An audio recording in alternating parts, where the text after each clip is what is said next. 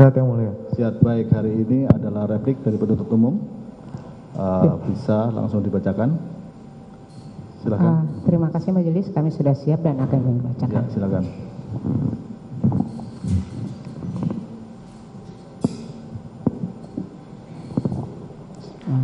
Kejaksaan Negeri Jakarta Selatan demi keadilan dan kebenaran berdasarkan ketuhanan yang Maha Esa.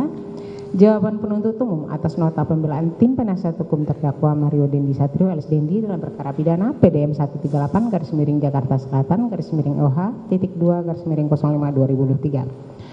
Pendahuluan, majelis hakim yang kami muliakan, saudara tim penasihat hukum yang kami hormati. Dengan memanjatkan puji syukur kehadirat Allah Subhanahu wa taala atas segala rahmat dan karunia-Nya, kita semua telah sampai pada tahap nota pembelaan tim penasihat hukum terdakwa Mario Dendi Satrio alias Dendi yang telah disampaikan dalam sidang pada hari Selasa tanggal 22 Agustus 2023. Bahwa telah menjadi bukti nyata apabila Kitab Undang-Undang Hukum Acara Pidana menjunjung tinggi harkat dan martabat manusia dengan cara menempatkan hak asasi manusia secara layak sebagaimana lazimnya dalam negara hukum sesuai dengan yang dimaksud dengan pasal 182 KUHP yang menyatakan terdakwa diberi kesempatan untuk mengajukan pembelaan terhadap surat tuntutan jaksa penuntut umum yang selanjutnya penuntut umum dapat menjawab pembelaan terdakwa atau penasihat hukum tersebut. Bahwa penuntut umum dalam memberikan jawaban atas pembelaan dari penasihat hukum terdakwa adalah berdasarkan ketentuan-ketentuan hukum yang berlaku dengan memperhatikan rasa keadilan dan tuntutan keadilan yang tumbuh dan berkembang dalam masyarakat. Bahwa perlu kami sampaikan kembali bahwa terdakwa Mario Dendi Satrio alias Dendi, saksi Sen Lukas Rotua pengundian Lumban Teruduan dan anak saksi AGH menyebabkan anak korban Kristalino David Ozora alias Wareng mengalami 1. Amnesia dan gangguan kognitif. Penjelasan dari surat nomor 046 garis miring LOM garis miring DIRS garis miring MHKN garis miring 5 Romawi 2023 serta keterangan ahli medis mengenai amnesia pada anak korban Kristalino David Ozora alias Wareng menunjukkan bahwa tindakan kekerasan tersebut telah memiliki dampak serius pada ingatan dan fungsi kognitif anak korban Kristalino David Ozora alias Wareng. Kondisi amnesia anterograde dan retrograde menandakan bahwa anak korban Kristalino David Ozora alias Wareng mengalami gangguan kemampuan membentuk memori baru dan mengingat peristiwa masa lalu. Ini adalah dampak psikologis yang signifikan dan dapat mempengaruhi seluruh kehidupan anak korban Kristalino David Ozora alias Wareng. 2. Dampak pada struktur otak. Analisis mengenai hasil pemeriksaan CT scan dan MRI yang menunjukkan adanya bengkak, bercak memar, serta robekan di otak anak korban Kristalino David Ozora alias Wareng adalah keterangan yang sangat penting. Hal ini menjelaskan bahwa tindakan kekerasan telah merusak struktur otak anak korban Kristalino David Ozora alias Wareng secara fisik. Penyebutan bahwa terdapat robekan dan kerusakan pada otak bagian dalam termasuk gangguan pada corpus callosum yang menghubungkan antara otak kanan dan otak kiri mengindikasikan bahwa dampaknya tidak hanya terbatas pada bagian yang terlihat tetapi juga fungsi otak yang kompleks.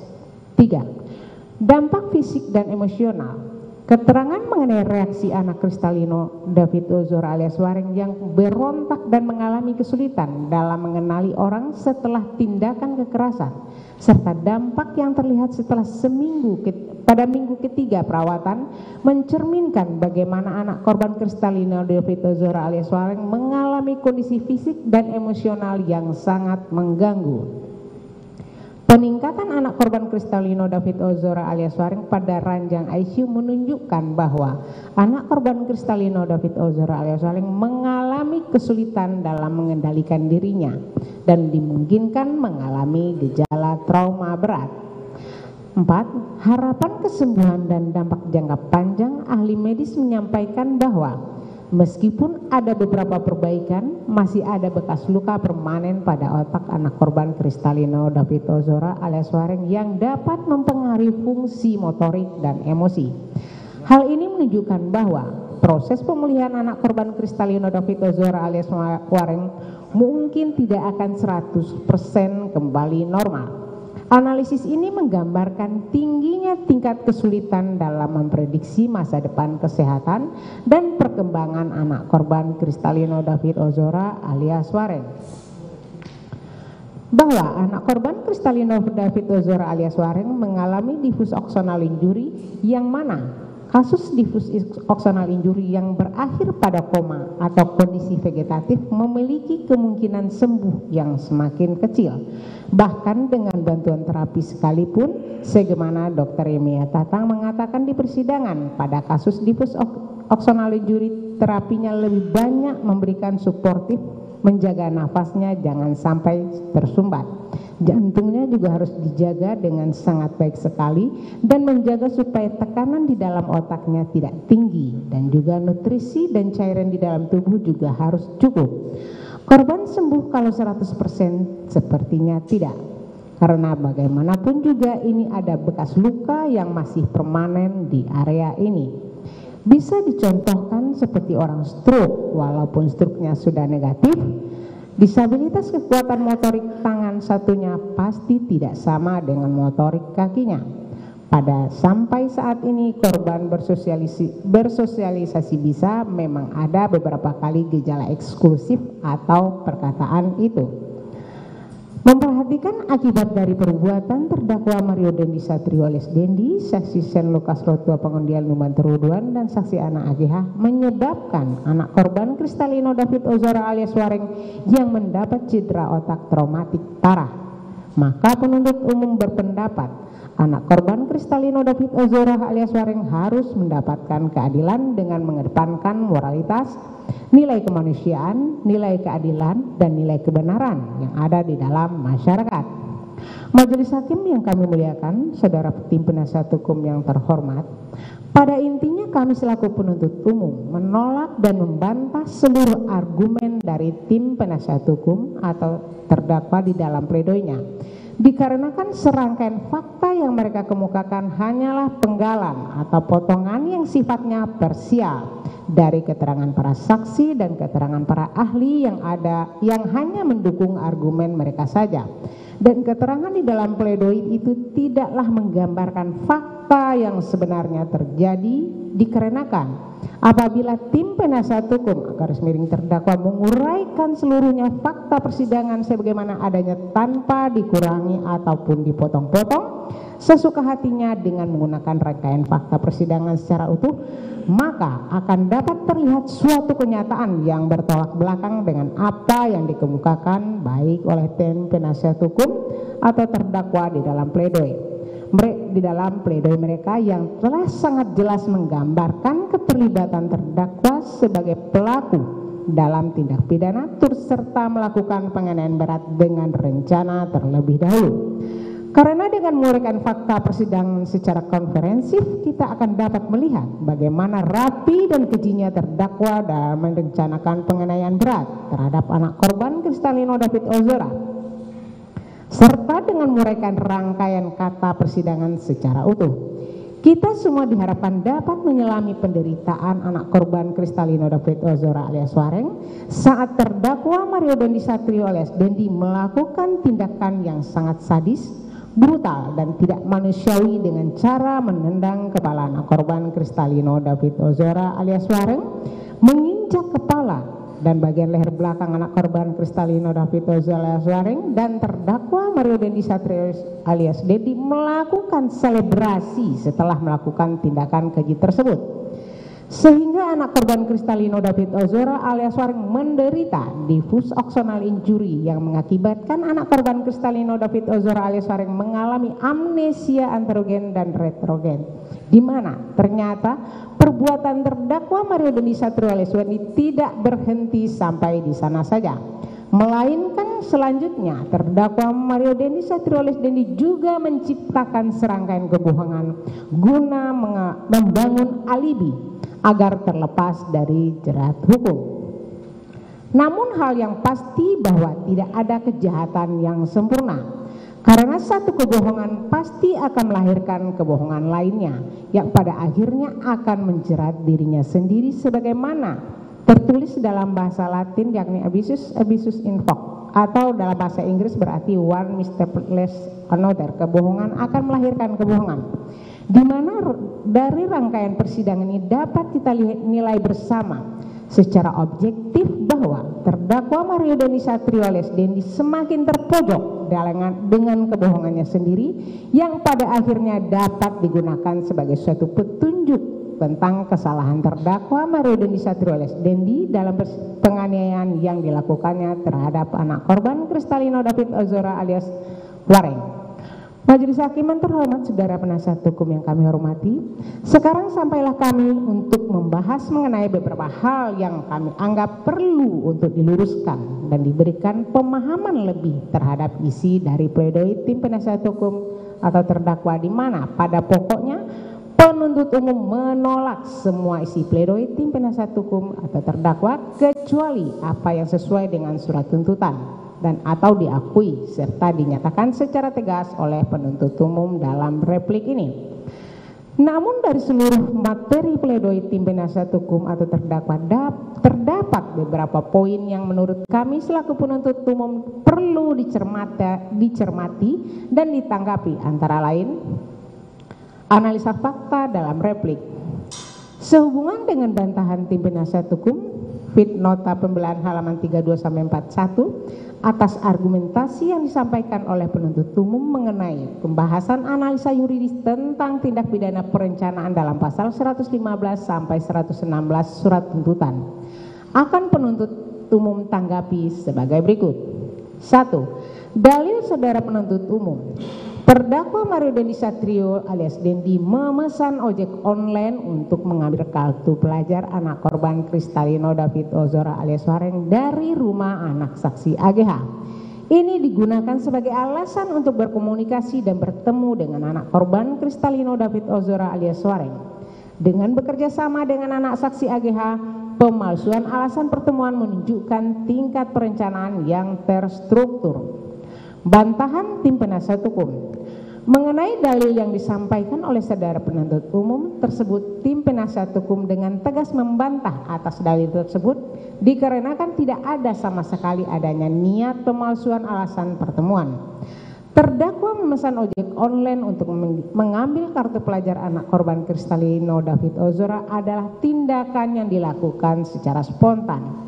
Karena sebelum terdakwa menjemput anak Agnes Agresia Haryanto pulang sekolah, kemudian terdakwa bertemu dengan saksi anak AGH. Terdakwa bertanya kepada saksi anak AGH tentang kabar anak korban Kristalino David Ozora.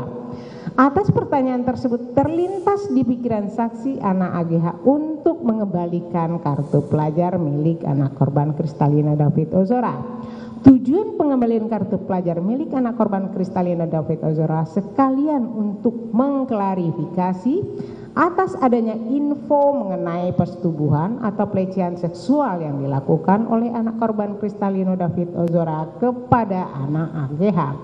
Kemudian kejadian tersebut sangat jelas membantah adanya pemalsuan alasan pertemuan yang didalilkan oleh saudara penuntut umum terkait dengan tindakan perencanaan yang terstruktur.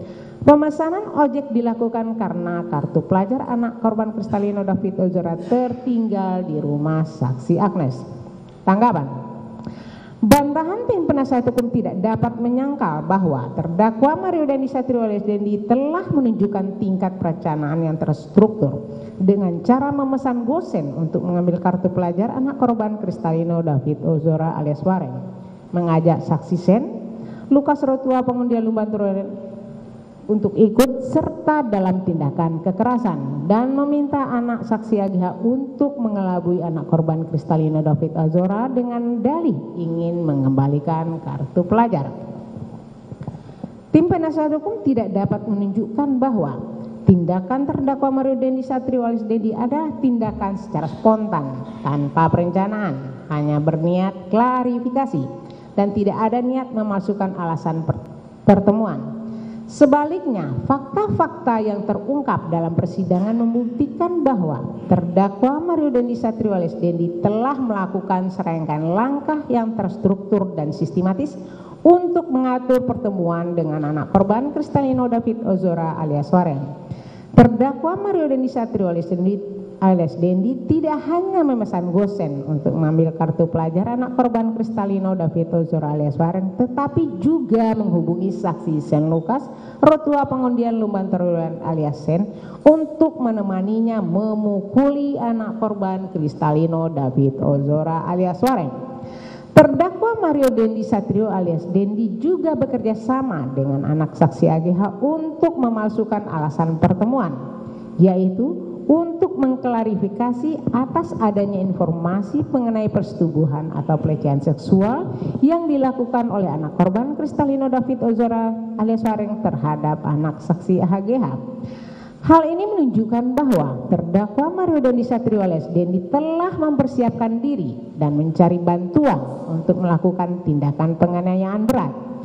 Jikalau memang terdakwa Mario Dendi Satrio alias Dendi bertindak secara spontan tanpa perencanaan, hanya berniat klarifikasi, tidak ada niat memalsukan alasan pertemuan, lalu mengapa dia menghubungi saksi Sen Lukas Rotua Pengundian Lumban Terudian untuk menemaninya memukuli anak korban Kristalino David Ozora alias Wareng dengan mengatakan, "Sen, kayaknya gue mau mukulin orang deh, lu gue jemput, temanin gue."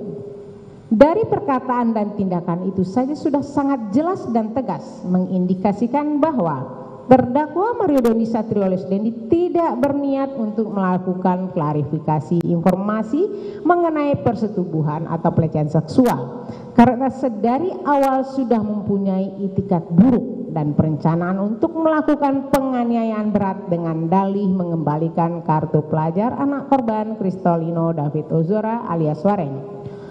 Untuk itulah argumen yang dibangun oleh tim penasihat hukum sungguh di luar nalar dan sangat irasional.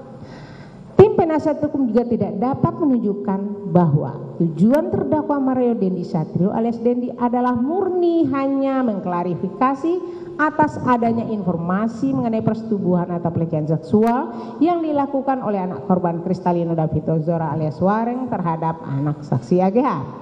Sebaliknya, fakta-fakta yang terungkap dalam persidangan menunjukkan bahwa tujuan sebenarnya dari terdakwa Mario Dendi Satrio alias Dendi adalah untuk melampiaskan amarah dan emosinya terhadap anak korban Kristalino David Ozora alias Wareng.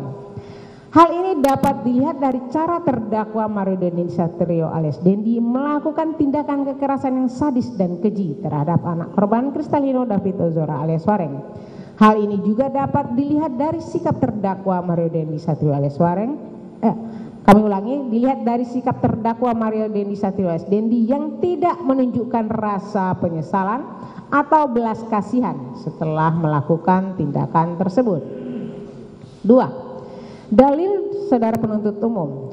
Terdakwa Mario Dendi Satrio alias Dendi dan anak saksi AGH secara sengaja mengatur pertemuan dengan anak korban Kristalino David Ozora alias Wareng melalui cara yang menipu untuk memastikan kesediaan anak korban Kristalino David Ozora alias Wareng bertemu di tempat kejadian. Ini menunjukkan perencanaan matang. Bantahan tim penasihat hukum mengenai dalil yang disampaikan oleh saudara penuntut umum tersebut, tim penasihat hukum dengan tegas membantah dalil tersebut dikarenakan terdakwa hanya mengatur pertemuan dengan anak korban Kristalino David Ozora tanpa disertai perencanaan melakukan penganiayaan berat. Pertemuan tersebut terjadi hanya spontan dan seketika, yang dimana pada hari tersebut terdakwa yang awal mulanya hanya mau menjemput anak saksi AGH pulang sekolah, akan tetapi karena adanya pertanyaan secara spontan yang ditanyakan oleh terdakwa kepada anak saksi AGH mengenai kabar tentang anak korban Kristalino David Ozora, hal tersebutlah yang mendasari terlintas di pikiran anak saksi AGH untuk mengembalikan kartu pelajar milik anak korban Kristalino David Ozora yang pada saat itu masih ada sama anak saksi AGH. Atas dasar itulah akhirnya anak saksi AGH menghubungi anak korban Kristalino David Ozora untuk berniat mengembalikan kartu pelajar miliknya tersebut. Dan apabila bertemu dengan anak korban Kristalino David Ozora, terdakwa hanya ingin melakukan klarifikasi semata atas adanya informasi tentang persetubuhan atau pelecehan seksual yang dilakukan oleh anak Kristalino David Ozora kepada anak saksi AGH. Tidak ada sama sekali niat dari terdakwa untuk menipu terkait dengan adanya pertemuan tersebut, karena pertemuan tersebut murni hanya semata-mata niat dari terdakwa dan anak saksi AGH untuk mengembalikan kartu pelajar milik anak korban Kristalino David Ozora dan mengklarifikasi terjadinya hubungan seksual antara anak korban Kristalino David Ozora dengan anak AGH. Oleh karena tidak adanya niat dari terdakwa untuk menipu terkait dengan pengaturan pertemuan sebagaimana telah tim penasihat hukum sampaikan di atas, dan sama sekali tidak ada pembicaraan mengenai kejadian yang sudah terjadi, yaitu menyuruh push up, menyuruh sikap tobat, menyuruh plank, melakukan penganiayaan dalam bentuk tendangan, pukulan, dan injakan di bagian leher belakang anak korban Kristalino David Ozora. Hal tersebut sudah jelas membantah dalil saudara penuntut umum yang menyatakan adanya perencanaan matang yang dilakukan oleh terdakwa. Tanggapan penuntut umum, dalam konteks hukum pidana, tim penasihat hukum dengan gegabah berupaya menafikan bukti konkret yang menunjukkan bahwa terdakwa Mario Dendi Satrio alias Dendi telah melakukan tindakan perencanaan atau melakukan penganiayaan berat. Pemesanan gojen, keterlibatan saksi Sen Lukas Rotua Pengundian Lumbaturian dan saksi AGH yang secara faktual melanggar hukum, serta kolaborasi dengan anak saksi AGH untuk mengecoh anak korban dengan alasan yang mengada-ada. Semua menunjukkan indikasi kuat dari suatu tindakan yang direncanakan. Meskipun tim penasihat hukum berupaya memutarbalikkan fakta dengan mengklaim bahwa tindakan terdakwa bersifat spontan dan tidak ada niat buruk, bukti material yang diajukan di persidangan menunjukkan sebaliknya. Mengapa terdakwa Mario Dendi Satrio alias Dendi jika hanya bermaksud untuk klarifikasi merasa perlu untuk mengajak Sen dengan kata-kata yang menunjukkan potensi kekerasan dengan mengatakan, Sen, kayaknya gue mau mukulin orang deh, lu gue jemput, temanin gue. Ini menegaskan bahwa terdakwa Mario Dendi Satrio alias Dendi dengan niat dan perencanaan berupaya melakukan tindakan yang melanggar hukum, bukan sekedar klarifikasi. Apabila kita melakukan telaahan secara kritis, tim penasihat hukum nampaknya gagal memberikan bukti bantahan yang meyakinkan bahwa niat terdakwa Mario Dendi Satrio alias Dendi murni untuk klarifikasi. Bukti yang terungkap di persidangan justru menunjukkan bahwa terdakwa Mario Dendi Satrio alias Dendi dengan penuh emosi negatif memiliki niat untuk melakukan tindakan yang melakukan penganiayaan berat terhadap anak korban Kristalino David Ozora alias Wareng. Sikap terdakwa Mario Dendi Satrio alias Dendi yang apatis dan tanpa rasa bersalah setelah tindakan tersebut menunjukkan karakter asli yang penuh kekerasan dari terdakwa Mario Dendi Satrio alias Dendi itu sendiri. Dalam perspektif hukum pidana, niat seseorang dapat dilihat dan dinilai dari beragam faktor yang mendahului, menyertai dan mengikuti perbuatan seseorang, di mana faktor-faktor tersebut dapat menunjukkan dan menentukan kesalahan seseorang di mata hukum. Meskipun tim penasihat hukum berargumen bahwa terdakwa Mario Dendi Satrio alias Dendi tidak memiliki niat untuk menipu terkait dengan pengaturan pertemuan, namun tindakan-tindakan yang dilakukan oleh terdakwa selama dalam pertemuan tersebut seperti menyuruh push up, menyuruh sikap tobat, menyuruh plank, serta melakukan penganiayaan dalam bentuk tendangan, pukulan, dan injakan di bagian leher belakang anak korban Kristalino David Ozora menunjukkan adanya niat jahat dan tindakan yang ditunjukkan untuk menyakiti secara sadis anak korban Kristalino David Ozora alias Wareng.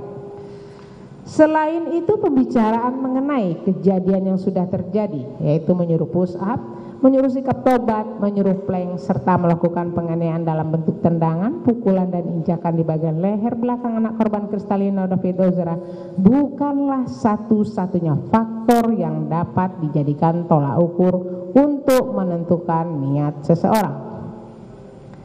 Sebagaimana telah diuraikan di atas, niat seseorang dapat dilihat dan dinilai dari beragam faktor yang mendahului, menyertai dan mengikuti perbuatan seseorang, di mana faktor-faktor tersebut dapat menunjukkan dan menentukan kesalahan seseorang di mata hukum. Faktanya, seluruh tindakan fisik itu dilakukan oleh terdakwa Mario Dendi Satrio alias Dendi terhadap anak korban Kristalino David Ozora alias Wareng selama pertemuan tersebut dapat dianggap sebagai bukti kuat dari niat jahat terdakwa Mario Dendi Satrio alias Dendi untuk melakukan penganiayaan berat dengan rencana terlebih dahulu terhadap anak korban Kristalino David Ozora alias Wareng.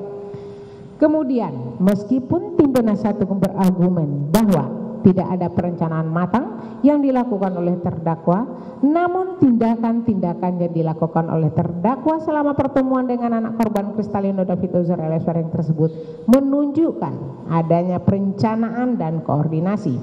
Hal ini dapat dilihat dari cara terdakwa menyuruh anak korban Kristalino David Ozora alias Wareng melakukan berbagai tindakan fisik yang merugikan dirinya. Dengan demikian, argumen penuntut umum yang menyatakan adanya perencanaan matang yang dilakukan oleh terdakwa tetap berdiri teguh dan memiliki dasar yang kuat. Adanya tindakan fisik dan verbal yang dilakukan oleh terdakwa Mario Dendi Satrio alias Dendi selama pertemuan dengan anak korban Kristalino David Ozora alias Wareng tersebut menunjukkan adanya niat jahat dan tindakan yang merugikan yang tentunya bertentangan dengan argumen tim penasihat hukum. 3. Dalil saudara penuntut umum. Terdakwa Mario Dendi Satrio alias Dendi dan anak saksi AGH memanfaatkan hubungan masa lalu antara anak saksi AGH dengan anak korban Kristalino David Ozora alias Wareng untuk memancing informasi lokasi darinya. Pemberian informasi palsu tentang kehadiran anak saksi AGH menggunakan mobil Camry menciptakan ilusi keamanan dan kepercayaan bagi anak korban Kristalino David Ozora alias Wareng. Bantahan tim penasihat hukum mengenai dalil yang disampaikan oleh tim penasihat. Mengenai dalil yang disampaikan oleh saudara penuntut umum tersebut, tim penasihat hukum dengan tegas membantah atas dalil tersebut dikarenakan tidak ada korelasinya pemanfaatan hubungan masa lalu antara anak saksi AGH dengan anak korban Kristalino David Ozora terkait dengan dalil yang disampaikan oleh saudara penuntut umum mengenai adanya perencanaan penganiayaan yang dilakukan oleh terdakwa kepada anak korban Kristalino David Ozora. Terdakwa juga tidak pernah sama sekali menjadikan anak saksi AGH perantara ataupun mencari informasi mengenai keberadaan ataupun lokasi di mana anak korban Kristalino David Ozora berada.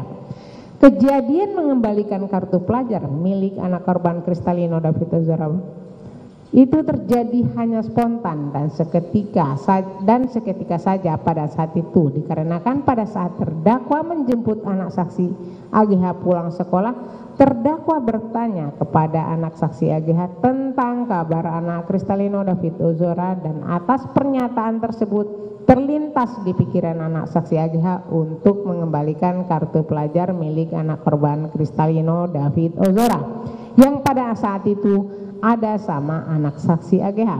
Mengenai tentang pemberian informasi palsu tentang kehadiran anak saksi AGH menggunakan mobil Camry, hal tersebut bukanlah merupakan upaya perencanaan penganiayaan yang dilakukan oleh terdakwa dan anak saksi AGH.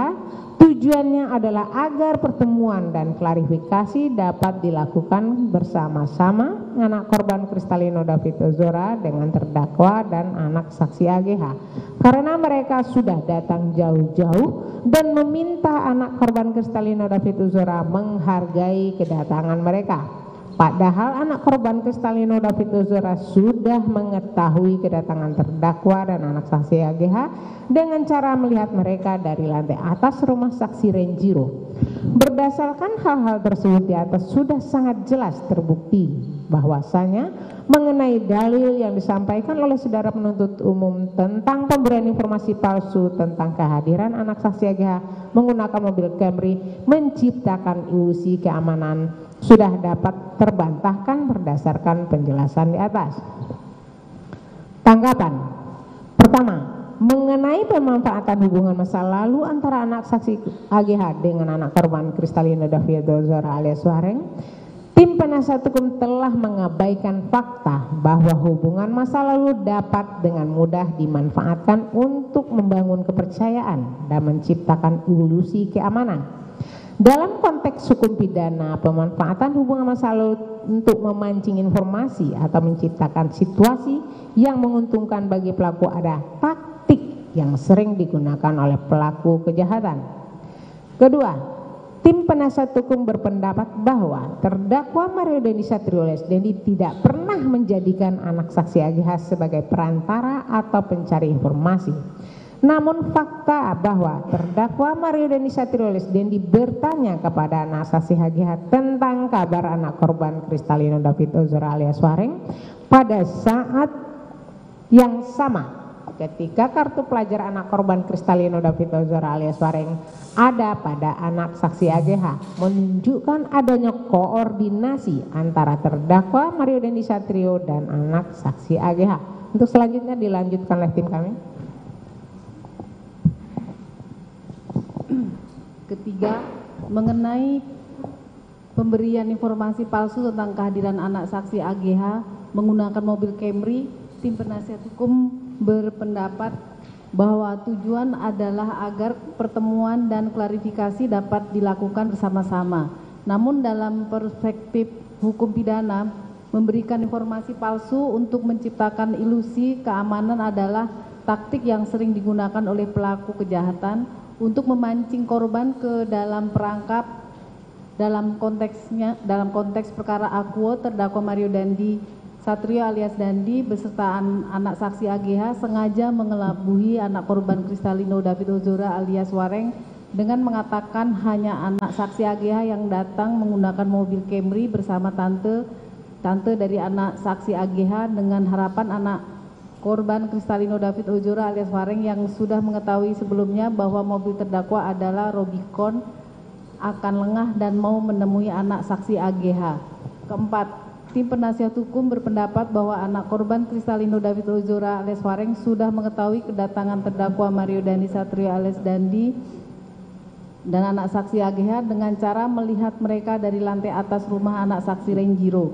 Namun hal ini tidak mengurangi fakta bahwa terdakwa Mario Dandi Satrio alias Dandi dan anak saksi AGH telah memberikan informasi palsu untuk menciptakan ilusi keamanan bagi anak korban Kristalino David Ozora alias Wareng. Bahwa argumen yang diajukan oleh tim penasihat hukum tidak dapat membantah fakta-fakta yang telah disampaikan oleh penuntut umum dalam konteks hukum pidana, pemberian informasi palsu, pemanfaatan hubungan masa lalu, dan koordinasi antara terdakwa Mario Dandi Satrio dan alias Dandi dan anak saksi AGH menunjukkan adanya niat jahat dan perencanaan yang matang oleh terdakwa Mario Dandi Satrio alias Dandi. 4. Dalil saudara penuntut umum, terdakwa Mario Dandi Satrio alias Dandi berkoordinasi dengan saksi Shen Lukas Rotua Pangudian Lumbantoran alias Sen untuk melaksanakan aksi tersebut menunjukkan pencarian kaki tangan untuk eksekusi rencana. Bantahan tim penasihat hukum mengenai dari dalil yang disampaikan oleh saudara penuntut umum tersebut, tim penasihat hukum dengan tegas membantah atas dalil tersebut dikarenakan koordinasi antara terdakwa dengan saksi Shen Lukas bukanlah merupakan sebuah hal yang menunjukkan pencarian kaki tangan untuk eksekusi rencana. Koordinasi tersebut terjadi hanyalah sebatas adanya ajakan dari terdakwa kepada saksi Shen Lukas untuk nongkrong-nongkrong semata layaknya anak muda yang pada umumnya setelah bertemu dan meminta klarifikasi dari anak korban Kristalino David Ozora perihal tentang adanya informasi mengenai persetubuhan atau pelecehan seksual tersebut. Bahkan dari awal mula terdakwa menghubungi sampai dengan setibanya terdakwa menyebut saksi Shen Lukas, tidak ada pembicaraan yang disampaikan oleh terdakwa kepada saksi Shen Lukas untuk meminta saksi Shen Lukas untuk melakukan pemukulan ataupun penganiayaan kepada anak korban Kristalino David Ozora. Koordinasi yang dilakukan oleh terdakwa kepada saksi Shen Lukas hanyalah sebatas untuk bertemu dan nongkrong-nongkrong semata setelah terdakwa bertemu dengan anak korban Kristalino David Ozora dan bukan untuk meminta saksi Shen Lukas sebagai kaki tangan untuk eksekusi rencana penganiayaan sebagaimana dalil yang disampaikan oleh saudara penuntut umum di atas sama sekali tidak ada pembicaraan mengenai kejadian yang sudah terjadi, yaitu menyuruh push up, menyuruh sikap tobat, menyuruh plank, melakukan penganiayaan dalam bentuk tendangan, pukulan, dan injakan di bagian leher belakang anak korban. Terdakwa meminta saksi Sen Lukas merekam pembicaraan supaya tidak terjadi kesimpang siuran keterangan kemudian di hari terkait dengan klarifikasi hubungan seksual yang terjadi antara anak korban dan anak saksi AGH. Berdasarkan hal tersebut di atas sudah sangat jelas terbukti bahwasanya mengenai dalil yang disampaikan oleh saudara penuntut umum perihal pelaksanaan sanksi penjara kaki tangan untuk eksekusi rencana penganiayaan sudah dapat terbantahkan berdasarkan penjelasan di atas. Tanggapan pertama, meskipun penasihat hukum berpendapat bahwa koordinasi antara terdakwa Mario Dandi Satrio alias Dandi dengan saksi Shane Lucas hanyalah sebatas ajakan untuk nongkrong, namun fakta bahwa terdakwa Mario Dandi mengajak saksi Shane Lucas untuk menemaninya memukuli anak korban Kristalino David Ozora alias Wareng dengan mengatakan, "Sen, kayaknya gue mau mukul orang deh. Lu gue jemput, temenin gue." Sudah sangat jelas dan tegas mengindikasikan bahwa terdakwa Mario Dandi Satrio alias Dandi tidak berniat untuk mengajak Shane Lucas untuk nongkrong. Fakta ini sangat membuktikan bahwa sedari awal terdakwa Mario Dandi Satrio alias Dandi sudah mempunyai itikat buruk dan perencanaan untuk melakukan penganiayaan berat terhadap anak korban Kristalino David Ozora alias Wareng.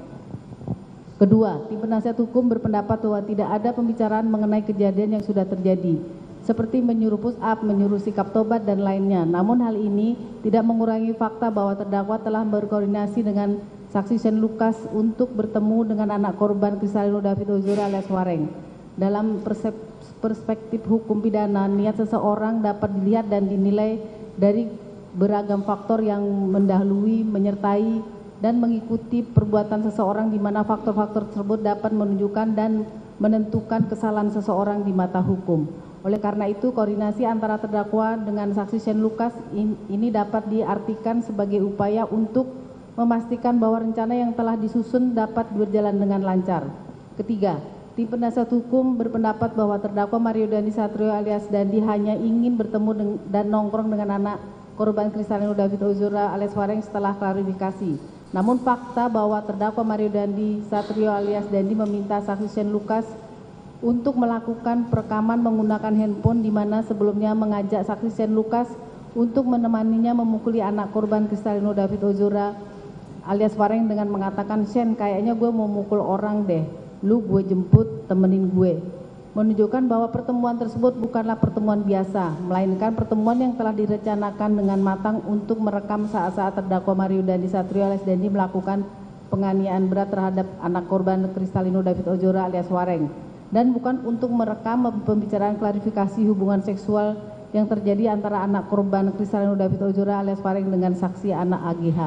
Keempat, meskipun tim penasihat hukum berpendapat bahwa terdakwa Mario Dandi Satrio alias Dandi tidak meminta saksi Shane Lucas sebagai kaki tangan untuk eksekusi rencana penganiayaan, namun fakta bahwa terdakwa Mario Dandi Satrio alias Dandi meminta saksi Shane Lucas untuk menemaninya memukuli anak korban Kristalino David Ozora alias Wareng dan melakukan perekaman menunjukkan adanya koordinasi yang lebih dalam antara terdakwa Mario Dandi Satrio alias Dandi dan saksi Shane Lucas. Selain itu, tindakan saksi Shane Lucas yang secara sigap menunjukkan cara sikap tobat dan memberitahu adanya satpam memperkuat keyakinan bahwa adanya koordinasi atau keadaan saling tahu mengenai peran dan sikap masing-masing dalam melakukan tindakan pidana penganiayaan berat dengan rencana terlebih dahulu di antara terdakwa Mario Dandi Satrio dan saksi Shane Lucas Rotua Pengundian Ruban Toruan. Bahwa argumen yang diajukan oleh tim penasihat hukum tidak dapat membantah fakta-fakta yang telah disampaikan oleh penuntut umum. Dalam konteks hukum pidana, koordinasi antara terdakwa Mario Dandi Satrio alias Dandi dengan Shane Lucas serta tindakan terdakwa Mario Dandi Satrio alias Dandi mengajak saksi Shane Lucas menemaninya memukuli anak korban Kristalino David Ozora alias Wareng dan meminta saksi Shane Lucas untuk merekam kejadian itu menunjukkan adanya niat jahat dan perencanaan yang matang oleh terdakwa Mario Dandi Satrio alias Dandi. 5. Dari Saudara Penuntut Umum, kesediaan saksi Sen Lukas Rotua Pangundian Lumantoran alias Sen untuk ikut serta dalam tindakan kekerasan menunjukkan komitmen dan keterlibatan aktif dalam pelaksanaan rencana. Bantahan tim penasihat hukum mengenai dalil yang disampaikan oleh Saudara Penuntut Umum tersebut, tim penasihat hukum dengan tegas membantah atas dalil tersebut dikarenakan kehadiran saksi Sen Lukas hanya semata-mata untuk ikut atas ajakan nongkrong yang ditawarkan oleh terdakwa ketika sudah selesai bertemu dengan anak korban Kristalino David Ozora mengenai klarifikasi adanya informasi persetubuhan atau pelecehan seksual tersebut dan bukanlah untuk keikutsertaan dalam tindakan kekerasan sebagaimana dalil yang disampaikan oleh Saudara Penuntut Umum. Perlu disampaikan juga kegiatan nongkrong-nongkrong antara terdakwa dan saksi Sen Lukas adalah kegiatan yang sering dilakukan oleh mereka dalam keseharian. Oleh sebab itu tidak ada kolerasi jikalau Saudara Penuntut Umum mendalilkan keikutsertaan saksi Sen Lukas menunjukkan komitmen dan keterlibatan aktif dalam pelaksanaan rencana penganiayaan karena kehadiran saksi Sen Lukas hanya sebatas untuk ikut menemani terdakwa melakukan kegiatan nongkrong-nongkrong semata dan tidak ada keterlibatan aktif yang dilakukan oleh saksi Sen Lukas dalam pelaksanaan rencana penganiayaan tersebut. Terbukti pada saat di perjalanan tidak ada pembahasan antara mereka berdua untuk membicarakan hal-hal yang berkaitan dengan perencanaan penganiayaan, yaitu pembicaraan mengenai kejadian yang sudah terjadi, yaitu menyuruh push up, menyuruh sikap tobat, menyuruh plank, melakukan penganiayaan dalam bentuk tendangan, pukulan dan injakan di bagian leher belakang anak korban.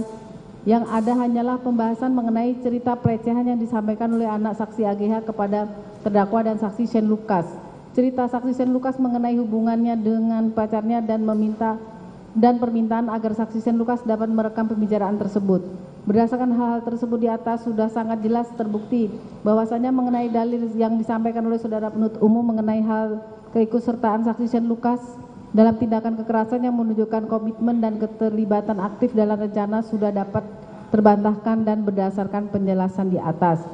Tanggapan pertama, meski tim penasihat hukum berupaya meyakinkan bahwa interaksi antara terdakwa Mario Dandi Satrio alias Dandi dan saksi Sen Lukas hanyalah ajakan biasa untuk berkumpul, namun pernyataan terdakwa mengajak saksi Sen Lukas dengan kata Sen, kayaknya gue mau mukul orang deh, lu gue jemput temenin gue. Sudah dengan jelas menunjukkan niat dan rencana terdakwa Mario Dandi Satrio alias Dandi yang sudah jauh dari sekedar ajakan nongkrong. Ini menegaskan bahwa terdakwa Mario Dandi Satrio alias Dandi memiliki niat awal yang jelas untuk melakukan tindakan kekerasan terhadap anak korban Kristalino David Ozora alias Wareng. Hal ini juga didukung oleh fakta bahwa Sen Lukas mengirimkan pesan elektronik kepada pacarnya yang mengatakan mau nemanin dan di facting. Sekalipun ada pengelabuan yang dicoba dilakukan dengan mengatakan kata facting itu diartikan sebagai semangat, pemikiran tersebut sangatlah tidak logis dan mengada-ngada dengan kecenderungan memiliki muatan kebohongan. Karena apabila kita melihat dari konteks peristiwa yang mendahului, menyertai dan mengikuti perkataan tersebut, maka sudah sangat jelas dan tegas tidak ada keterkaitan sedikitpun untuk menyematkan kata semangat pada tindakan yang katanya hanya mau menemani terdakwa Mario Dandi Satrio alias Dandi untuk melakukan klarifikasi. Dalam konteks peristiwa Aquo, kata facting hanya dapat ditafsirkan sebagai bentuk kesediaan saksi Sen Lukas yang ingin menemani atau mendampingi terdakwa Mario Dandi Satrio alias Dandi dalam suatu konfrontasi atau pertengkaran. Kata fighting dalam konteks ini mengacu pada aksi konfrontasi atau pertarungan, bukan dalam arti semangat seperti dalam bahasa Korea. Jadi dalam konteksnya perkara Aquo, saksi Sen Lukas sudah sangat jelas dan tegas terlihat secara aktif terlibat dalam peristiwa ini saat dia mengatakan kesediaannya untuk bersama terdakwa Mario Dandi Satrio alias Dandi saat terdakwa Mario Dandi Satrio alias Dandi berhadapan dengan situasi konflik atau pertengkaran dengan anak korban Kristalino David Ozora alias Wareng. Kedua, tim penasihat hukum mungkin berargumen bahwa tidak ada diskusi mengenai tindakan yang telah dilakukan sebelumnya, namun dalam perspektif hukum pidana, niat seseorang dapat dilihat dan dinilai dari keragaman faktor yang mendahului, menyertai dan mengikuti perbuatan seseorang, di mana faktor-faktor tersebut dapat menunjukkan ada menentukan kesalahan seseorang di mata hukum. Oleh karena itu, koordinasi antara terdakwa dengan saksi Shane Lucas dapat menandakan adanya rencana yang telah disusun dengan matang. Ketiga, meskipun tim penasihat hukum berpendapat bahwa terdakwa Mario Dandi Satrio alias Dandi hanyalah ingin bertemu dan berkumpul dengan anak korban Kristalino David Ozora alias Wareng setelah klarifikasi, namun kenyataannya bahwa terdakwa meminta saksi Shane Lucas untuk merekam pertemuan tersebut, terutama setelah mengajak saksi Shane Lucas dengan kata-kata yang menunjukkan niat untuk melakukan kekerasan, yakni Shane, kayaknya gue mau mukul orang deh, lu gue jemput temenin gue. Hal ini menegaskan bahwa pertemuan tersebut bukanlah pertemuan biasa. Ini menunjukkan bahwa terdakwa Mario Dandi Satrio alias Dandi memiliki rencana terperinci untuk melakukan tindakan kekerasan terhadap anak korban Kristalino David Ozora alias Wareng.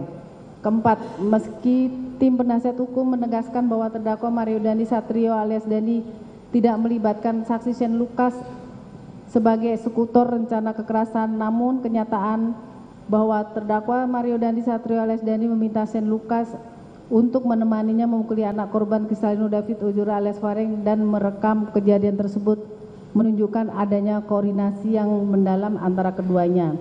Respons cepat saksi Shane Lucas dalam menunjukkan sikap tobat dan memberitahu tentang keberadaan Satpam menegaskan bahwa keduanya memiliki pemahaman bersama tentang peran masing-masing dalam rencana tersebut. Dengan demikian, argumen yang diajukan oleh tim penasihat hukum tidak dapat menyangkal bukti-bukti yang telah diajukan oleh penuntut umum. Dari perspektif hukum pidana, koordinasi dan tindakan yang dilakukan oleh terdakwa Mario Dandi Satrio alias Dandi menunjukkan niat dan rencana yang telah disusun dengan matang untuk melakukan tindakan kekerasan berupa penganiayaan berat dengan rencana terlebih dahulu. 6. Dalil penuntut umum, terdakwa Mario Dandi Satrio alias Dandi merencanakan penjemputan saksi Shane Lucas Rotua Pamudian Lubantoran alias Shane sebagai reaksi terhadap kesediaannya untuk ikut serta menunjukkan hubungan timbal balik antara mereka.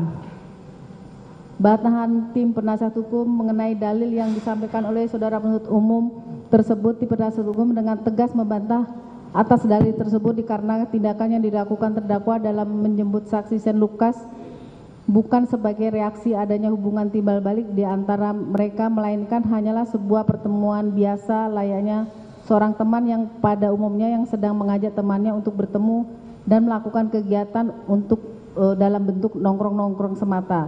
Tidak ada hal lain yang diberikan oleh terdakwa kepada saksi Shane Lucas atas kesediaan yang diberikan oleh saksi Shane Lucas untuk menemani terdakwa pada saat ingin bertemu dengan anak korban Kristalino David Ozora. Karena hal yang diketahui oleh saksi Shane Lucas atas ajakan yang dilakukan oleh terdakwa hanyalah semata-mata untuk nongkrong semata, tidak ada satu kalimat pun yang keluar dari terdakwa untuk mengajak saksi Shane Lucas untuk melakukan penganiayaan kepada anak korban Kristalino David Ozora.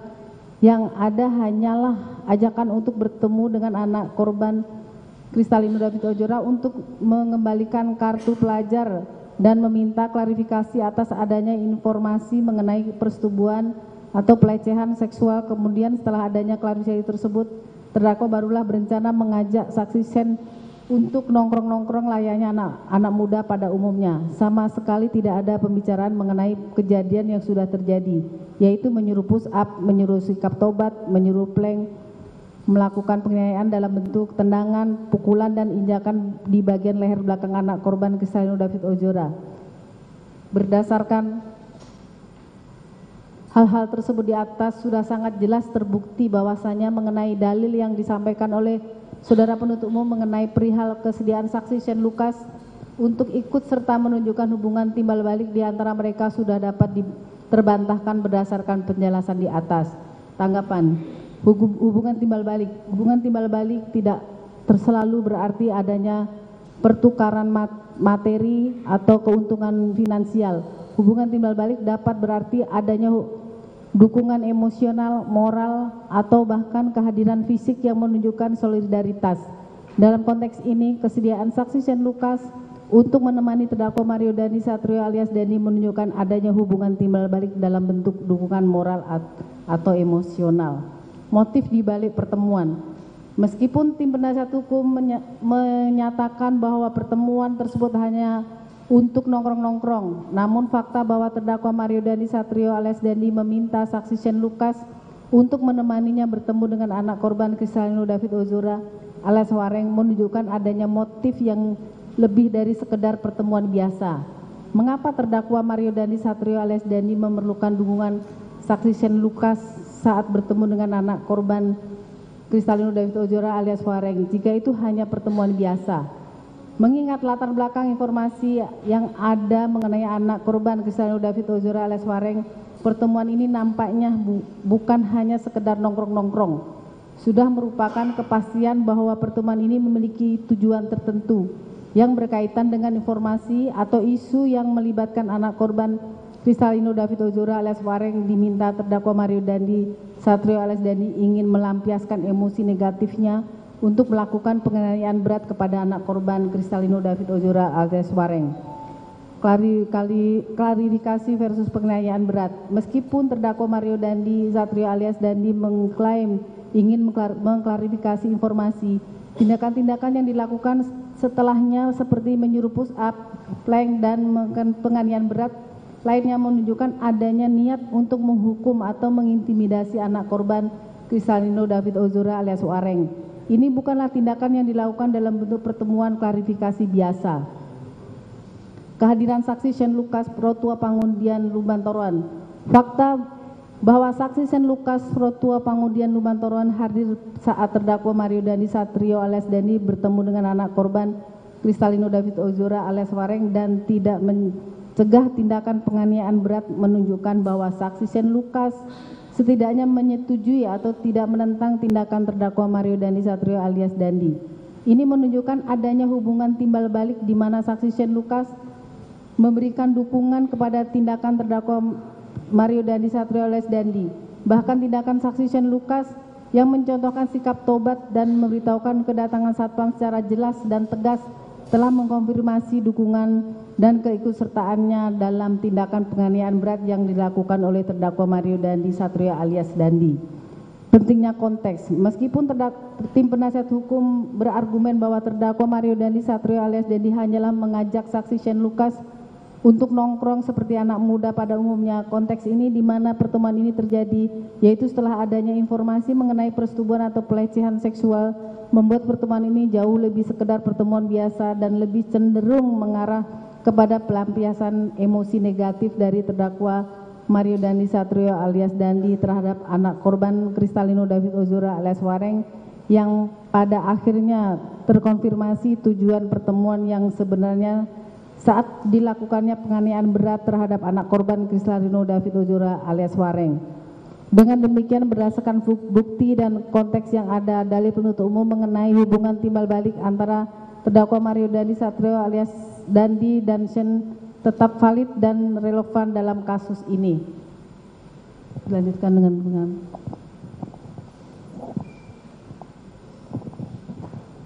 izin melanjutkan yang mulia.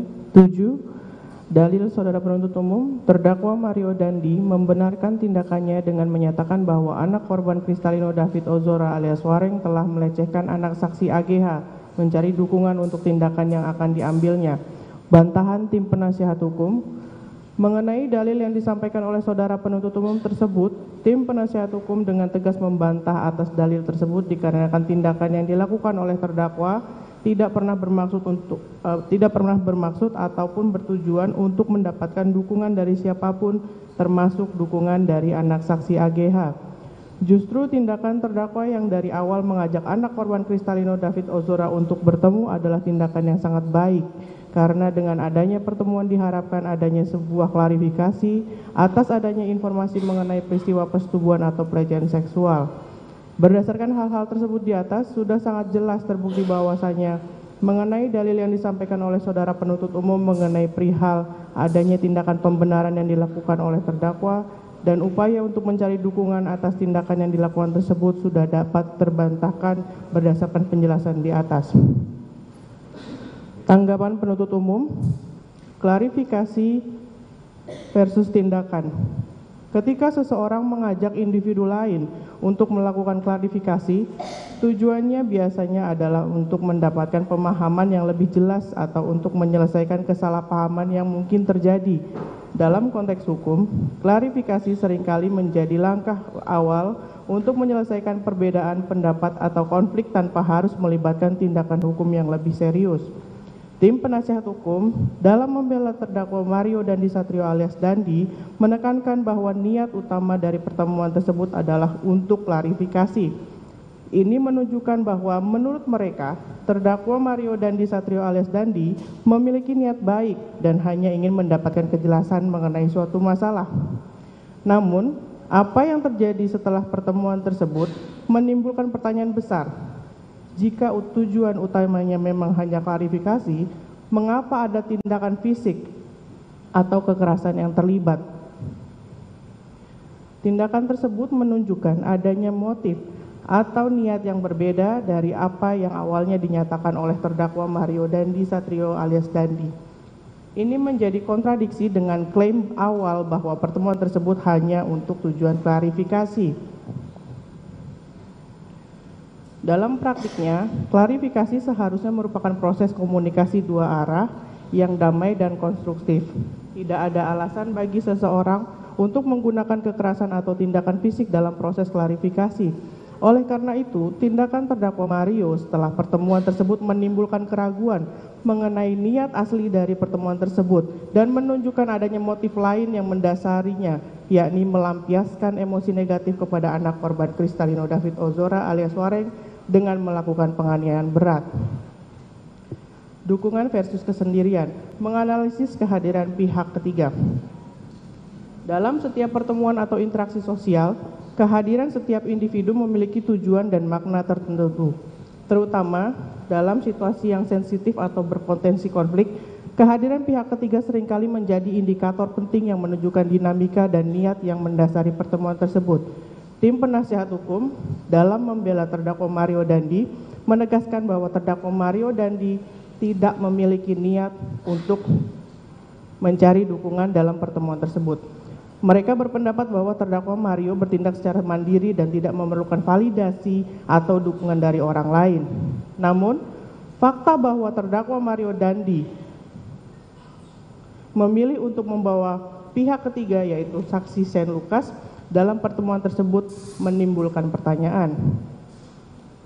Mengapa terdakwa Mario Dandi Satrio alias Dandi merasa perlu untuk memiliki pihak ketiga atau saksi Shane Lucas di sisinya? Apakah ini merupakan taktik untuk menunjukkan dominasi kekuatan dalam pertemuan tersebut atau mungkin sebagai bentuk asuransi emosional? Kehadiran pihak ketiga dalam banyak kasus dapat diartikan sebagai tanda bahwa seseorang merasa perlu memiliki dukungan, baik itu secara emosional, fisik, ataupun bahkan strategis. Selain itu, kehadiran pihak ketiga dalam hal ini saksi Shane juga dapat mempengaruhi dinamika pertemuan. Ini biasa memberikan kesan bahwa terdakwa Mario butuh bala bantuan untuk mengamankan situasi saat melakukan pertemuan. Hal ini berlawanan dengan klaim tim penasihat hukum yang menyatakan bahwa terdakwa tidak ada maksud ataupun tujuan untuk memperoleh dukungan dari siapapun juga. Dengan demikian, meskipun tim penasihat hukum berargumen bahwa terdakwa tidak mencari dukungan, keputusan untuk membawa pihak ketiga, dalam hal ini saksi Shane, dalam pertemuan tersebut menunjukkan sebaliknya. Ini menunjukkan adanya keinginan bahwa terdakwa Mario Dandi secara sadar atau tidak merasa perlu memiliki bentuk dukungan dalam pertemuan tersebut. Tindakan yang baik versus realitas kekerasan, menilai intensi dan hasil akhir. Dalam interaksi sosial, niat dan tujuan seseorang seringkali menjadi dasar penilaian moral atas tindakannya. Sebuah tindakan yang dilandasi dengan niat baik, seperti mengajak seseorang untuk bertemu guna klarifikasi, pada dasarnya merupakan langkah positif. Ini menunjukkan kesediaan seseorang untuk berkomunikasi, mendengar dan memahami perspektif orang lain, serta mencari solusi damai atas perbedaan atau kesalahpahaman yang mungkin ada. Namun, sebuah tindakan tidak dapat dinilai semata-mata dari niat awalnya saja. Hasil akhir dari tindakan tersebut juga memiliki peran penting dalam menentukan apakah tindakan itu benar-benar baik atau tidak. Jika sebuah pertemuan yang dimulai dengan niat baik berakhir dengan tindakan kekerasan atau penganiayaan, maka pertanyaan besar muncul. Apakah niat awal tersebut memang sungguh-sungguh dilandasi oleh itikat baik apabila kita melihat dari dampak negatif yang dihasilkan? Kekerasan dalam bentuk apapun selalu menimbulkan dampak negatif, baik secara fisik maupun emosional. Oleh karena itu, niat seseorang itu dapat dilihat dan dinilai dari hasil atau tujuan yang dicapai. Jika hasilnya merugikan, maka tindakan tersebut sulit untuk diterima sebagai tindakan yang baik. Sebuah tindakan yang benar-benar baik seharusnya konsisten dari awal hingga akhir, di mana niat baik di awal diikuti dengan hasil yang positif dan konstruktif di akhir. Dengan demikian, niat yang diwujudkan dalam tindakan yang berakhir dengan kekerasan tidaklah tepat dan bahkan menyesatkan apabila diberi label tindakan yang baik. Sebuah tindakan yang benar-benar baik harus selalu diukur dari keseluruhan proses dan dampak yang dihasilkan, bukan hanya dilihat dari asumsi sempit tim penasihat hukum semata. Dengan mempertimbangkan argumentasi di atas, jelas bahwa dalil yang diajukan oleh penuntut umum memiliki dasar yang kuat dan relevan dengan kejadian yang terjadi, sementara bantahan dari tim penasihat hukum memiliki kelemahan mendasar sehingga dapat dibantah dengan logika dan fakta yang ada. 8. Dalil saudara penuntut umum, terdakwa Mario Dandi mengajukan pertanyaan kepada saksi Shane Lucas tentang bagaimana dia akan merespon situasi yang sama, mencari persetujuan dan dukungan untuk tindakan agresifnya. Bantahan tim penasihat hukum mengenai dalil yang disampaikan oleh saudara penuntut umum tersebut, tim penasihat hukum dengan tegas membantah atas dalil tersebut dikarenakan terdakwa tidak pernah meminta persetujuan ataupun dukungan atas tindakan agresif yang dimaksud oleh saudara penuntut umum.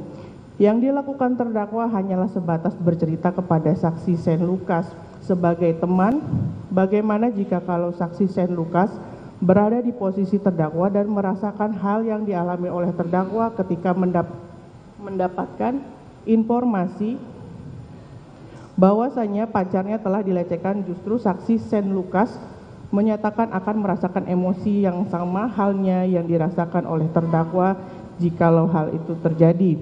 Sudah sewajarnya dan sewajarnya semua orang pasti akan mengalami hal yang sama, tersulut emosi apabila mendapatkan informasi mengenai pacar atau pasangan dilecehkan oleh orang lain. Perlu tim penasihat hukum sampaikan dalam pembahasan antara terdakwa dengan saksi Shane Lucas, ketika di dalam mobil tidak ada satupun pembahasan yang membahas mengenai pembahasan tindakan agresif terkait dengan melakukan penganiayaan berencana berupa penendangan bagian kepala dan menginjak bagian belakang. Yang ada hanyalah pembahasan mengenai penjelasan anak saksi AGH terkait dengan persetubuhan atau pelecehan seksual yang dilakukan oleh anak korban David. Berdasarkan hal-hal tersebut di atas, sudah sangat jelas terbukti bahwasanya mengenai dalil yang disampaikan oleh saudara penuntut umum mengenai perihal terdakwa mencari persetujuan dan dukungan untuk tindakan agresifnya sudah dapat terbantahkan berdasarkan penjelasan di atas. Tanggapan penuntut umum, pertanyaan sebagai indikasi dukungan.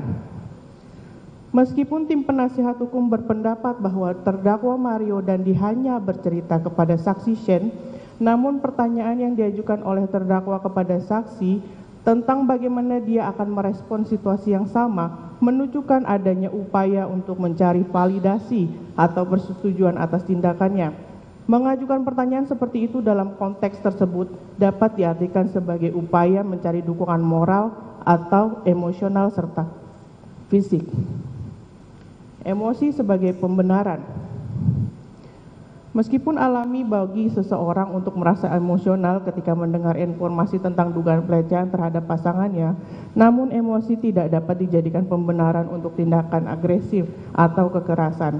Menggunakan emosi sebagai alasan untuk tindakan agresif menunjukkan sifat alamiah seseorang dalam menyelesaikan konflik. Emosi mungkin alami, namun bagaimana seseorang memilih untuk bereaksi terhadap emosi tersebut adalah pilihan. Menggunakan emosi sebagai alasan untuk tindakan agresif menunjukkan pilihan reaksi yang diinginkan oleh seseorang untuk merespon suatu keadaan. Dalam hal ini adalah reaksi penganiayaan berat dengan rencana terlebih dahulu yang dilakukan oleh terdakwa Mario Dandi dan kawan-kawan terhadap anak korban Kristalino David Ozora. Ketidakkonsistenan narasi. Tim penasihat hukum menyatakan bahwa tidak ada pembahasan tentang tindakan agresif dalam pembicaraan antara terdakwa Mario Dandi dengan saksi Shane Lucas. Namun fakta bahwa terdakwa Mario Dandi mengajukan pertanyaan tentang bagaimana saksi Shane Lucas akan merespon situasi yang sama menunjukkan adanya diskusi tentang tindakan yang akan mereka ambil, di mana hal ini diwujudkan dari perbuatan penganiayaan berat berupa serangkaian penendangan brutal dan sadis ke bagian kepala dan menginjak bagian kepala belakang anak korban Kristalino David Ozora. Pemisahan konteks. Meskipun tim penasihat hukum berpendapat bahwa terdakwa Mario Dandi hanya bercerita dan bertanya kepada saksi Shane Lucas, namun konteks di sini di mana pertanyaan tersebut diajukan sangat penting. Mengajukan pertanyaan tentang bagaimana seseorang akan merespon dalam situasi serupa menunjukkan adanya keinginan untuk memvalidasi atau membenarkan tindakan yang akan diambil oleh terdakwa Mario, di mana tindakan itu secara faktual terverifikasi dari perbuatan penganiayaan berat yang dilakukan terdakwa kepada anak korban Kristalino David Ozora. Generalisasi emosi. Mengklaim bahwa setiap orang akan merasa sama ketika mendengar informasi tentang pelecehan terhadap pasangannya adalah generalisasi yang berlebihan. Setiap individu memiliki cara merespon yang berbeda dan tidak semua orang akan memilih untuk bereaksi dengan tindakan agresif sebagaimana yang dilakukan oleh terdakwa Mario Dandi. Validasi versus persetujuan. Meskipun terdakwa Mario Dandi mungkin tidak secara eksplisit meminta persetujuan dari saksi Shane Lucas, namun mengajukan pertanyaan tentang bagaimana saksi Shane Lucas akan merespon dalam situasi yang sama dapat diartikan sebagai upaya mencari validasi atau dukungan emosional, bahkan fisik untuk tindakan yang akan diambil oleh terdakwa Mario, yakni penganiayaan berat terhadap anak korban Kristalino David Ozora. Dari rangkaian argumentasi di atas, tampak bahwa terdakwa Mario menunjukkan indikasi mencari validasi atau dukungan atas tindakannya, baik secara moral, emosional, maupun fisik. Meskipun tim penasihat hukum berpendapat bahwa terdakwa Mario hanya bercerita dan bertanya kepada saksi Shane Lucas, namun konteks dan cara pertanyaan diajukan menunjukkan adanya upaya memvalidasi tindakan yang akan diambil.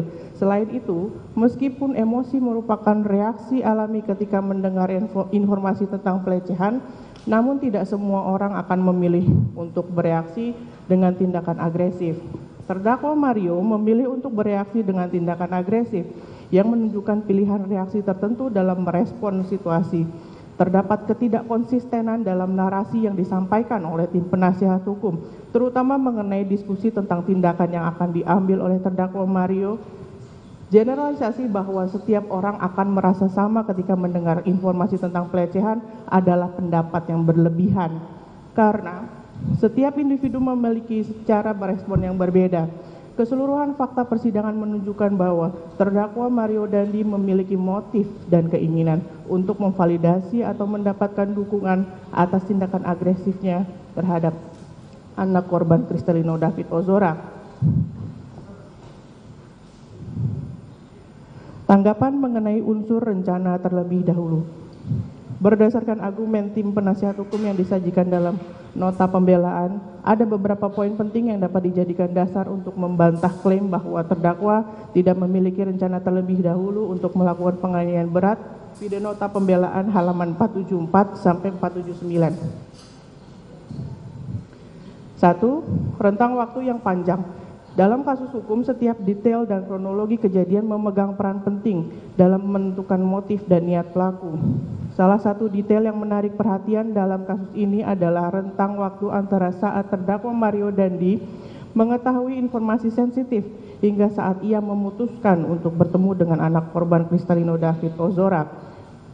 Pada tanggal 30 Januari 2023, terdakwa Mario Dandi diberitahu mengenai informasi yang menyangkut persetubuhan atau pelecehan seksual. Informasi semacam ini tentunya sangat sensitif dan bisa memicu berbagai reaksi emosional, terutama jika pihak-pihak yang terlibat memiliki hubungan dekat dengan terdakwa Mario. Namun yang mengejutkan adalah terdakwa Mario Dandi tidak langsung mengambil tindakan spontan setelah mendapatkan informasi tersebut. Sebaliknya, ia memilih untuk menunggu selama 21 hari sebelum akhirnya bertemu dengan anak korban Kristalino David Ozora pada tanggal 20 Februari 2023. Rentang waktu 21 hari ini bukanlah waktu yang singkat. Dalam periode tersebut, seseorang dapat memiliki banyak waktu untuk merenung, merencanakan, dan memutuskan langkah apa yang akan diambil selanjutnya. Dalam konteks hukum, periode waktu ini dapat dianggap sebagai waktu yang cukup bagi terdakwa Mario untuk merumuskan rencana tindakannya dengan tenang terhadap anak korban Kristalino David Ozora. Bisa saja ada pertimbangan tertentu yang membuat terdakwa Mario menunda pertemuannya, atau mungkin ia memerlukan waktu untuk mempersiapkan diri secara mental dan emosional, seperti halnya meminta dukungan dari saksi Saint Lucas, ataupun mencari alasan yang tepat untuk berpura-pura menemui anak korban. Namun yang pasti, rentang waktu ini menunjukkan bahwa tindakan terdakwa Mario bukanlah hasil dari reaksi spontan atau emosi sesaat, melainkan merupakan hasil dari pertimbangan dan perencanaan yang matang untuk melakukan penganiayaan berat terhadap anak korban Kristalino David Ozora. 2. Pertemuan dengan anak korban Kristalino David Ozora alias Wareng. Dalam setiap pertemuan, niat dan tujuan dari pertemuan tersebut menjadi hal yang esensial untuk dipahami. Dalam kasus ini, terdakwa Mario mengklaim bahwa tujuan pertemuannya dengan anak korban Kristalino David Ozora adalah semata-mata untuk mendengarkan penjelasan dari pihak anak korban Kristalino David Ozora. Namun, apa yang terjadi selama pertemuan tersebut memberikan gambaran yang berbeda dari klaim terdakwa Mario Dandi. Sebagai seorang individu yang menginginkan klarifikasi atau penjelasan, seseorang diharapkan untuk mendengarkan dengan empati dan tanpa prasangka. Namun, dalam pertemuan tersebut, terdakwa Mario Dandi meminta anak korban untuk melakukan serangkaian aktivitas fisik seperti push up, sikap tobat, dan sikap blank. Aktivitas tersebut bukanlah tindakan yang biasa diminta seseorang ketika ingin mendengarkan penjelasan. Sebaliknya, tindakan tersebut lebih menyerupai hukuman fisik yang diberikan kepada seseorang yang dianggap bersalah. Mengajak seseorang untuk berbicara dan mendengarkan penjelasannya seharusnya tidak melibatkan tindakan fisik apapun, apalagi yang bersifat menghukum. Oleh karena itu, tindakan terdakwa Mario Dandi meminta anak korban Kristalino David Ozora melakukan aktivitas fisik tersebut menunjukkan adanya niat lain di balik pertemuan tersebut. Niat tersebut bukan lagi sekedar mendengarkan penjelasan, melainkan untuk memberi hukuman atau sanksi kepada anak korban Kristalino David. Dengan demikian, meskipun terdakwa Mario Dandi mungkin berargumen bahwa pertemuannya bersifat damai, hanya ingin mendapatkan klarifikasi, namun tindakannya selama pertemuan tersebut menunjukkan adanya motif yang lebih dalam, yaitu keinginan untuk menghukum anak korban Kristalino David Ozora atas tindakannya. 3. Ekskalasi emosi. Emosi seseorang dapat menjadi indikator kuat dari niat dan perasaan yang mendasarinya, terutama ketika emosi tersebut bereaksi terhadap suatu situasi atau percakapan tertentu. Dalam konteks ini, rekaman CCTV telah memberikan bukti visual yang tak terbantahkan mengenai bagaimana terdakwa Mario Dandi bereaksi setelah berinteraksi dengan anak korban Kristalino David Ozora. Dari rekaman tersebut, bukan hanya sekedar perubahan ekspresi wajah atau gerak-gerik tubuh terdakwa Mario Dandi yang terlihat, tetapi ada ekskalasi emosi yang signifikan. Ekskalasi ini bukanlah reaksi spontan yang muncul tanpa alasan. Sebaliknya, itu adalah hasil dari percakapan atau informasi yang diterima terdakwa Mario Dandi selama interaksinya dengan anak korban Kristalino David Ozora. Fakta bahwa ekskalasi emosi ini berujung pada tindakan penganiayaan menunjukkan adanya dorongan kuat dari dalam diri terdakwa yang mendorongnya untuk bertindak dengan cara tersebut. Lebih lanjut, ekskalasi emosi yang tiba-tiba dan intens ini menunjukkan bahwa ada sesuatu yang memicu terdakwa Mario Dandi. Bisa jadi apa yang dikatakan atau dinyatakan oleh anak korban Kristalino David Ozora selama percakapan tersebut telah memprovokasi atau menantang keyakinan, persepsi atau harapan terdakwa Mario Dandi. Sebagai hasilnya, terdakwa merasa perlu bereaksi dengan cara yang ekstrim. Yang paling penting, eskalasi emosi yang berujung pada tindakan kekerasan ini menunjukkan bahwa terdakwa Mario Dandi tidak hanya bereaksi berdasarkan emosi sesaat, tetapi ada niat yang lebih mendalam untuk memberikan pelajaran atau hukuman kepada anak korban Kristalino David Ozora. Jika terdakwa Mario Dandi hanya ingin mendengarkan atau mendapatkan klarifikasi, maka tidak ada alasan bagi emosinya untuk bereaksi seintens itu, apalagi sampai melakukan tindakan penganiayaan berat. Oleh karena itu, dapat disimpulkan bahwa di balik ekskalasi emosi terdakwa Mario Dandi, ada niat yang telah terbentuk untuk menghukum anak korban Kristalino David Ozora atas sesuatu yang dianggapnya salah atau tidak sesuai dengan harapannya. 4. Tidak ada bukti konkret. Dalam sistem hukum, bukti memainkan peran krusial dalam menentukan kesalahan atau ketidakbersalahan seseorang. Namun, bukti tidak selalu harus berbentuk dokumen tertulis atau rekaman elektronik. Kadang-kadang bukti dapat ditarik dari rangkaian peristiwa, tindakan, atau perilaku tertentu yang menunjukkan motif atau niat tertentu. Tim penasihat hukum mengklaim telah menekankan bahwa tidak ada bukti konkret dalam bentuk tertulis atau elektronik yang menunjukkan niat jahat terdakwa Mario Dandi. Quote non, namun tidak berarti bahwa terdakwa Mario Dandi bebas dari niat atau rencana untuk melakukan tindakan tertentu. Sebaliknya, perilaku dan tindakan terdakwa Mario Dandi sebelum, selama, dan setelah interaksi dengan anak korban dapat memberikan wawasan yang mendalam tentang niat dan motivasinya. Rangkaian peristiwa yang berujung pada tindakan fisik oleh terdakwa Mario Dandi terhadap anak korban Kristalino David Ozora bukanlah insiden yang terisolasi atau spontan. Ini adalah hasil dari serangkaian keputusan dan tindakan yang diambil oleh terdakwa Mario Dandi yang masing-masing menunjukkan adanya niat untuk menghukum atau memberi pelajaran kepada anak korban Kristalino David Ozora. Meskipun klaim tim penasihat hukum menyatakan bahwa tidak ada bukti tertulis yang secara eksplisit menunjukkan rencana terdakwa Mario Dandi, namun tindakan-tindakan yang dilakukannya berbicara lebih keras daripada kata-kata atau dokumen.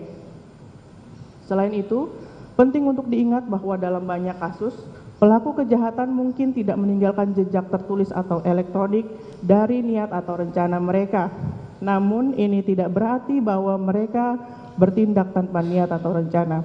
Oleh karena itu, diklaim oleh tim penasihat hukum bahwa tidak ada bukti konkret dalam bentuk tradisional atau quote non, namun analisis mendalam terhadap perilaku dan tindakan terdakwa Mario Dandi dapat mengungkapkan niat dan rencana yang mendasarinya. 5. Pengakuan anak saksi AGH. Dalam setiap kasus hukum, kesaksian dari saksi seringkali menjadi komponen krusial yang dapat mempengaruhi arah dan hasil dari persidangan.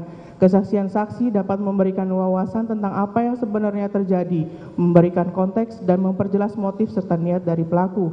Dalam konteks ini, pengakuan dari saksi anak saksi AGH memiliki bobot signifikan. Menurut pengakuannya, hubungan seksual yang terjadi antara dirinya dan anak korban Kristalino David Ozora dilakukan dengan pemaksaan. Meskipun pengakuan ini belum tentu mencerminkan kebenaran penuh dari apa yang sebenarnya terjadi, namun dampak dari pengakuan tersebut terhadap terdakwa Mario Dandi sangat signifikan. Pengakuan semacam itu, terutama ketika menyangkut tindakan yang serius seperti pemaksaan, dapat memicu berbagai emosi, termasuk kemarahan, dendam, dan keinginan untuk membalas. Dalam hal ini, terdakwa Mario Dandi mungkin merasa bahwa dia memiliki kewajiban moral atau tanggung jawab untuk melindungi atau membela anak saksi AGH. Ini menjadi pendorong kuat bagi terdakwa Mario Dandi untuk merencanakan tindakan balas dendam terhadap anak korban Kristalino David Ozora dengan merencanakan penganiayaan berat. Selain itu, penting untuk mempertimbangkan bagaimana informasi ini disampaikan kepada terdakwa Mario Dandi dan konteks di mana dia menerima informasi tersebut. Apakah dia mendengarnya langsung dari anak saksi AGH atau melalui pihak ketiga? Bagaimana reaksi awal terdakwa Mario Dandi saat mendengar pengakuan tersebut? Semua faktor ini telah mempengaruhi bagaimana terdakwa Mario Dandi mempersepsikan situasi dan bagaimana dia memutuskan untuk merespons. Dengan demikian, meskipun pengakuan dari anak saksi AGH mungkin belum tentu sepenuhnya akurat atau benar, namun dampak psikologis dan emosional dari pengakuan tersebut terhadap terdakwa Mario Dandi tidak dapat diabaikan. Ini telah menjadi katalis yang mendorong terdakwa Mario Dandi untuk merencanakan dan akhirnya melakukan tindakan penganiayaan berat terhadap anak korban Kristalino David Ozora. 6. Mengenai hubungan seksual. Dalam interaksi antar manusia, pertanyaan yang diajukan oleh seseorang seringkali mencerminkan apa yang ada di pikiran mereka, apa yang mereka prioritaskan, dan apa yang mereka rasakan. Pertanyaan-pertanyaan tersebut bisa menjadi jendela ke dalam pemikiran dan perasaan seseorang, memberikan kita wawasan tentang motif dan niat mereka. Dalam konteks kasus ini, terdakwa Mario Dandi menunjukkan minat yang kuat terhadap hubungan seksual antara anak korban Kristalino David Ozora dan anak saksi AGH. Fakta bahwa terdakwa Mario Dandi terus-menerus menanyakan tentang hal ini menunjukkan bahwa bukan hanya sekedar rasa ingin tahu, tetapi ada sesuatu yang lebih mendalam. Mungkin ada obsesi, rasa cemburu, atau kemarahan yang mendasari pertanyaan-pertanyaan tersebut. Obsesi dalam konteks ini dapat didefinisikan sebagai perhatian atau fokus yang berlebihan terhadap suatu subjek atau ide. Jika terdakwa Mario Dandi terobsesi dengan informasi mengenai hubungan seksual tersebut, ini bisa menunjukkan bahwa dia tidak dapat melepaskan pikirannya dari hal tersebut. Obsesi semacam itu bisa mendorong seseorang untuk bertindak di luar nalar. Dilanjutkan. Lebih lanjut, obsesi terdakwa Mario Dandi terhadap informasi ini mungkin bukan hanya sebatas rasa ingin tahu. Dapat diperkirakan bahwa terdakwa Mario Dandi mencari pembenaran atau alasan untuk tindakan yang mungkin dia rencanakan dengan terus-menerus menanyakan detail hubungan tersebut. Terdakwa Mario Dandi mencoba memvalidasi perasaannya sendiri, memperkuat keyakinannya, atau mencari bukti yang dapat mendukung tindakan yang telah dia rencanakan sebelumnya, yakni melakukan penganiayaan berat terhadap anak korban David Ozora. Ketujuh, tindakan spontan versus rencana. Dalam analisis perilaku manusia, ada perbedaan mendasar antara tindakan yang dilakukan secara spontan dan tindakan yang direncanakan. Tindakan spontan biasanya merupakan respons langsung terhadap stimulus atau situasi tertentu dan terjadi tanpa banyak pertimbangan atau perencanaan sebelumnya. Sebaliknya, tindakan yang direncanakan melibatkan pertimbangan, pemikiran, dan kadang-kadang persiapan sebelum dilakukan. Dalam konteks kasus terdakwa Mario Dandi, ada klaim dari tim penasihat hukum bahwa tindakannya terhadap anak korban David Ozora adalah hasil dari reaksi spontan. Namun beberapa fakta menunjukkan sebaliknya. Pertama, ada rentang waktu yang signifikan antara saat terdakwa Mario Dandi pertama kali mengetahui informasi kontroversial dan saat tindakan penganiayaan berat terjadi.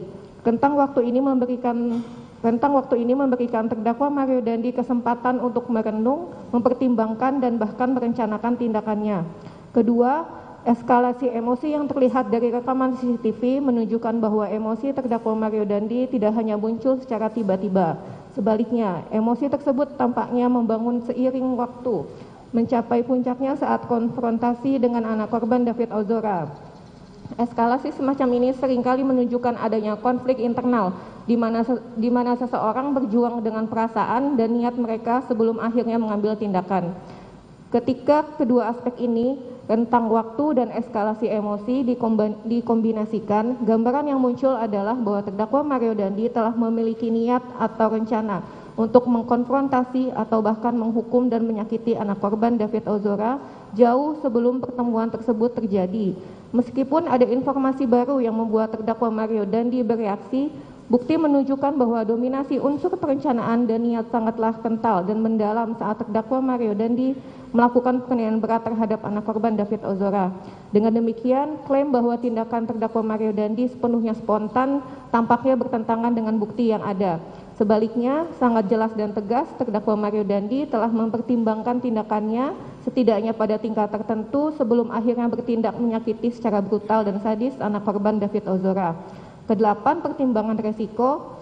Dalam setiap tindakan yang diambil seseorang, ada pertimbangan resiko yang terlibat. Resiko adalah potensi kerugian atau konsekuensi negatif yang mungkin dihadapi seseorang sebagai hasil dari tindakan atau keputusan tertentu. Dalam konteks hukum, resiko bisa berupa hukuman atau sanksi yang mungkin diterima jika seseorang ditemukan bersalah melakukan tindakan kriminal. Dalam kasus terdakwa Mario Dandi, ada resiko hukuman yang signifikan yang terkait dengan tindakan penganiayaan berat dengan rencana terlebih dahulu. Terdakwa Mario Dandi, seperti semua individu yang sadar hukum, pasti menyadari konsekuensi potensial dari tindakannya. Namun, meskipun mengetahui potensi konsekuensi serius, terdakwa Mario Dandi memilih untuk melanjutkan tindakannya terhadap anak korban David Ozora. Keputusan untuk bertindak meskipun mengetahui resiko menunjukkan beberapa skenario. Pertama, terdakwa Mario Dandi telah mempertimbangkan resiko dan memutuskan bahwa tindakan tersebut layak dilakukan. Dalam hal ini karena dorongan emosi dan keinginan untuk balas dendam. Ini menunjukkan adanya proses pemikiran dan pertimbangan sebelum bertindak, bukan hanya reaksi impulsif. Kedua, terdakwa Mario Dandi merasa yakin bahwa dia bisa menghindari deteksi atau hukuman.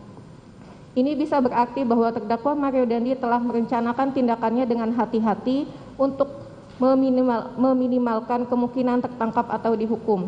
Namun intinya adalah keputusan untuk mengambil tindakan meskipun mengetahui resiko menunjukkan adanya tingkat pertimbangan dan kesadaran yang mendalam. Ini bukanlah tindakan yang dilakukan tanpa pemikiran atau pertimbangan, tetapi lebih merupakan tindakan yang diambil setelah mempertimbangkan konsekuensi dan memutuskan untuk menerima resiko yang terkait.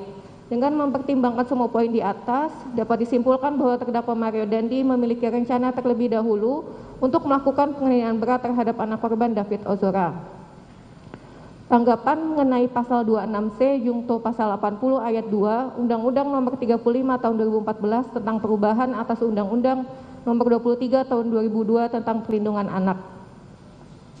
Dalam kesimpulan, pada nota pembelaan tim penasihat hukum telah menyatakan terdakwa Mario Dandi secara sah dan meyakinkan bersalah melakukan tindak pidana sebagaimana dimaksud dalam pasal 76C Jungto pasal 80 ayat 2 Undang-Undang Nomor 35 Tahun 2014 tentang perubahan atas Undang-Undang Nomor 23 Tahun 2002 tentang perlindungan anak. Berdasarkan argumentasi yang telah dituangkan oleh tim penasihat hukum dalam nota pembelaannya, terdapat beberapa poin yang dapat dijadikan dasar untuk membantah bahwa perbuatan terdakwa Mario Dandi masuk dalam pasal 76C Jungto pasal 80 ayat 2 Undang-Undang Nomor 35 Tahun 2014 tentang perubahan atas Undang-Undang Nomor 23 Tahun 2002 tentang perlindungan anak. Vide nota pembelaan halaman 651 sampai 654. Dalam konteks hukum yang berlaku di Indonesia, sangat penting untuk memahami dan membedah setiap ketentuan yang ada dalam Undang-Undang Perlindungan Anak dan KUHP, terutama yang berkaitan dengan kekerasan terhadap anak. Mari kita analisis lebih mendalam. Kesatu, definisi kekerasan dalam Undang-Undang Perlindungan Anak. Undang-Undang Perlindungan Anak dalam pasal 76C secara eksplisit melarang setiap bentuk kekerasan terhadap anak.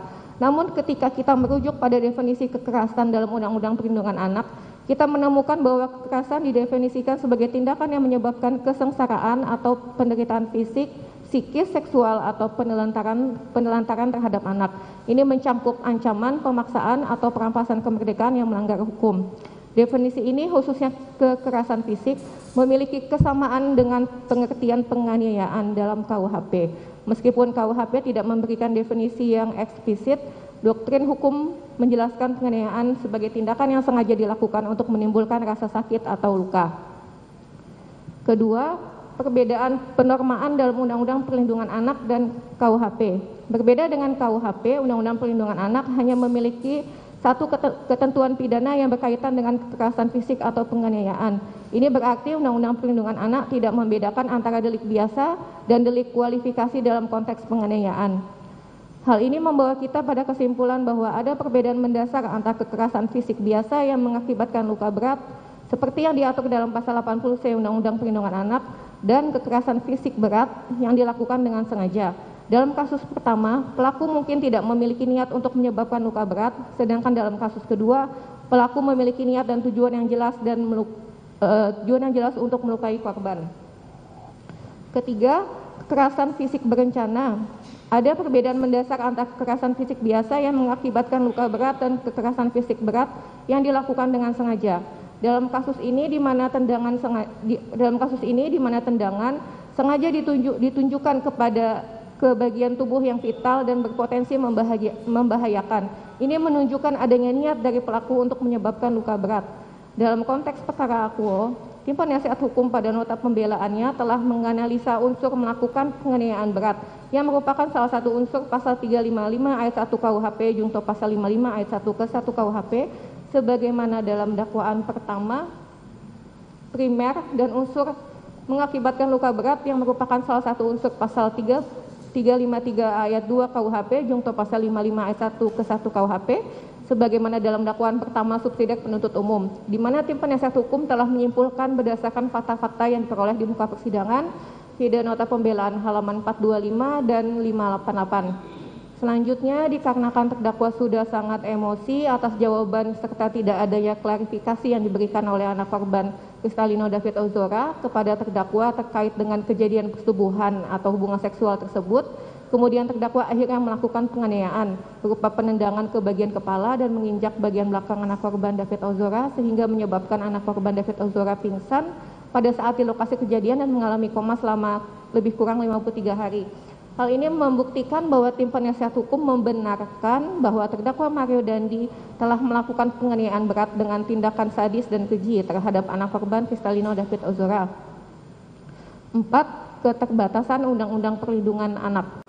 Salah satu keterbatasan Undang-Undang Perlindungan Anak adalah ketidakmampuannya untuk mengakomodasi konsep kekerasan fisik berencana atau kekerasan fisik berat berencana. Oleh karena itu, ketika ditemukan bukti yang menunjukkan adanya niat dari pelaku untuk melakukan kekerasan fisik berat berencana, kita harus kembali merujuk pada ketentuan yang ada dalam KUHP, pasal 355 KUHP. Dalam konteks perkara akuo, tim penasihat hukum telah mencoba untuk menolak atau menafikan bukti yang jelas dan tak terbantahkan. Upaya mereka untuk menafikan bukti ini menunjukkan kurangnya pemahaman atau mungkin upaya sengaja untuk mengaburkan fakta yang menunjukkan bahwa terdakwa Mario Dandi telah melakukan tindakan perencanaan untuk melakukan penganiayaan berat. Pemesanan gosen, keterlibatan saksi Shane Lucas dan aksi yang secara faktual melanggar hukum serta kolaborasi dengan anak saksi AGH untuk mengecohkan anak korban David Ozora dengan alasan yang mengada-ngada. Semuanya menunjukkan indikasi kuat dari suatu tindakan yang direncanakan. Dengan demikian, sangat penting bagi kita untuk memahami dan membedah setiap ketentuan hukum dengan cermat, agar kita dapat memberikan perlindungan yang maksimal bagi anak-anak di Indonesia, dan memastikan bahwa setiap pelaku kekerasan mendapatkan hukuman yang sesuai dengan perbuatannya. Dari uraian argumentasi di atas, dapat disimpulkan bahwa apabila kita mengacu pada asas lex specialis derogat legi generalis, sebagaimana ketentuan pasal 63 ayat 2 KUHP, maka ketentuan khusus yang dapat mengakomodir tindak pidana yang dilakukan oleh terdakwa Mario Dandi dan kawan-kawan bukanlah pasal 76C jungto pasal 80 ayat 2 Undang-Undang Nomor 35 tahun 2014 tentang perubahan atas Undang-Undang Nomor 23 tahun 2002 tentang Perlindungan Anak. Sebagaimana secara keliru telah diargumentasikan oleh tim penasihat hukum dalam nota pembelaannya, melainkan pasal 355 ayat 1 KUHP jungto pasal 55 ayat 1 ke 1 KUHP karena telah mengakomodir tindakan perencanaan penganiayaan berat sebagaimana fakta perbuatan utuh yang dilakukan oleh terdakwa Mario Dandi, saksi Shane Lucas, dan anak saksi AGH terhadap anak korban Kristalino David Ozora. Yang terhormat Majelis Hakim, dengan hormat kami selaku penuntut umum dengan ini menyampaikan bantahan atas nota pembelaan tim penasihat hukum yang membantah surat tuntutan kami yang menuntut terdakwa untuk membayar restitusi sebesar 120.388.911.030 rupiah kepada keluarga anak korban Kristalino David Ozora atau diganti dengan pidana penjara selama 7 tahun. Pidana nota pembelaan halaman 41 sampai dengan 47. Bantahan kami didasarkan pada alasan sebagai berikut. Ke-1, perhitungan restitusi yang dilakukan oleh LPSK sah dan berdasar. Bahwa penuntut umum menolak semua tuduhan dan sanggahan yang dilontarkan oleh tim penasihat hukum terkait perhitungan restitusi yang dilakukan oleh LPSK. Tuduhan dan sanggahan tersebut antara lain adalah bahwa perhitungan restitusi dari LPSK tidak sah, tidak berdasar, salah, keliru, dan tidak menggambarkan proyeksi kesehatan anak korban. Penuntut umum menyangkal tuduhan dan sanggahan tersebut dengan mengacu pada Peraturan Mahkamah Agung Perma Nomor 1 Tahun 2022 tentang tata cara permohonan dan pemberian restitusi kepada korban atau keluarganya oleh pelaku tindak pidana atau pihak ketiga. Perma ini merupakan peraturan hukum yang mengatur secara rinci tentang restitusi sebagai salah satu bentuk perlindungan hukum bagi korban tindak pidana. Penuntut umum menilai bahwa perhitungan restitusi yang diajukan oleh LPSK telah sesuai dengan ketentuan Perma ini. Perma ini mengatur bahwa restitusi adalah ganti kerugian yang diberikan kepada korban atau keluarganya oleh pelaku tindak pidana atau pihak ketiga. Restitusi dapat berupa ganti kerugian atas kehilangan kekayaan dan atau penghasilan, ganti kerugian material maupun imaterial, penggantian biaya perawatan medis dan atau psikologis, dan kerugian lain diderita korban sebagai akibat tindak pidana. Permohonan restitusi harus memuat identitas pemohon, identitas pelaku, identitas korban, uraian singkat peristiwa tindak pidana, bukti-bukti pendukung permohonan, dan jumlah restitusi yang diminta. Semua syarat tersebut telah dipenuhi oleh LPSK dalam permohonan restitusi yang disampaikan kepada pengadilan. Penuntut umum juga menyebutkan bahwa perhitungan restitusi yang dilakukan oleh LPSK didasarkan pada laporan penilaian restitusi yang secara resmi dan institusional telah dibuat oleh tim ahli dari LPSK. Perhitungan restitusi tersebut juga merujuk pada proyeksi biaya pemulihan medis dari Rumah Sakit Mayapada, situs web halodoc.com tentang diffuse axonal injury, dan situs web Badan Pusat Statistik atau BPS tentang angka harapan hidup menurut provinsi dan jenis kelamin pada tahun 2022. Perhitungan restitusi tersebut juga mempertimbangkan potensi kesembuhan anak korban seperti keadaan semula yang sangat rendah, yakni hanya 10%, serta kerugian imaterial akibat penderitaan fisik dan mental yang dialami anak korban dan keluarganya. Dengan demikian, penuntut umum berpendapat bahwa perhitungan restitusi yang diajukan oleh LPSK sah dan berdasar pada ketentuan hukum yang berlaku. Penuntut umum juga berharap agar majelis hakim dapat mempertimbangkan permohonan restitusi tersebut dan menjatuhkan putusan yang adil dan bijaksana. Kedua, restitusi dapat diganti dengan pidana penjara. Kami menolak pendapat tim penasihat hukum terdakwa bahwa restitusi tidak dapat diganti dengan pidana penjara karena kami yakin bahwa hal tersebut tidak sesuai dengan ketentuan hukum pidana Indonesia. Berdasarkan tulisan pada harian Kompas oleh Dr. Fadil Zumhana SHMH yang merupakan Jaksa Agung Muda Tindak Pidana Umum, ada beberapa poin penting yang dapat dijadikan dasar untuk membantah argumentasi tim penasihat hukum. Restitusi sebagai hak konstitusional korban, bahwa restitusi adalah hak konstitusional korban tindak pidana yang harus dipenuhi oleh pelaku sebagai bentuk tanggung jawab atas tindakannya. Meskipun ada bantuan yang disediakan oleh LPSK, hal ini tidak mengurangi kewajiban pelaku untuk memberikan restitusi kepada korban. Kekosongan hukum dan restitusi. Saat ini meskipun ada ketentuan mengenai bantuan dari LPSK, tetap ada kekosongan hukum terkait dengan pelaksanaan restitusi, terutama ketika pelaku menolak atau tidak mampu membayar. Ini mengakibatkan ketidakadilan bagi korban yang seharusnya mendapat ganti kerugian yang merupakan hak konstitusionalnya. Konsep pidana penjara pengganti restitusi. Konsep ini telah dicontohkan dalam beberapa peraturan seperti Perma nomor 1 tahun 2022 dan beberapa undang-undang. Namun penerapannya terbatas pada beberapa tindak pidana tertentu seperti tindak pidana perdagangan orang, tindak pidana terorisme, dan tindak pidana kekerasan seksual. Konsep ini bertujuan untuk memastikan bahwa korban mendapatkan keadilan, bahkan jika pelaku tidak mampu membayar restitusi. Peran jaksa dalam mengisi kekosongan hukum. Dalam menghadapi kekosongan hukum ini, peran jaksa sangat penting.